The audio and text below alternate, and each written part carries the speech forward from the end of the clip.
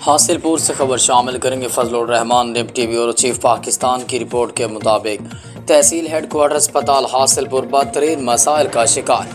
पंजाब भर में सैलाबी सूरत हाल के बायस हुकूमत की तमाम तर तवज्जो रिलीफ सरगर्मी पर है, मगर शहरियों के मुताबिक तहसील हेडक्वार्टर अस्पताल हासिलपुर में MS की अदम तैनाती ने मरीजों की ज़िंदगी को अजीरन बना दिया है।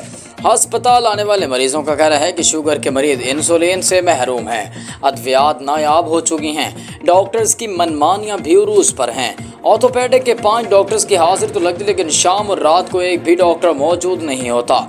इमरजेंसी मरीजों को 100 किलोमीटर दूर भावलपुर भेज दिया जाता है, जहां पहुंचते पहुंचते कई जानें ज़ाय हो जाती हैं। शहरियों का मौक़िफ़ है कि कई डॉक्टर्स घर बैठे तनख्वाहें वसूल कर रहे हैं। कार्डियक वार्ड तो बना दिया गया, मगर अरसा दराज से इमरजेंसी की सूरत में वहाँ भी कोई सहूलत मुयस्सर नहीं। अवामी तासुर के मुताबिक जब इस सारे मामले पर असिस्टेंट कमिश्नर हासिलपुर हम्माद हामिद को भी आगाह किया गया तो उन्होंने भी सैलाबी मसरूफियात का हवाला देकर अस्पताल के मसाइल पर तवज्जो न दी।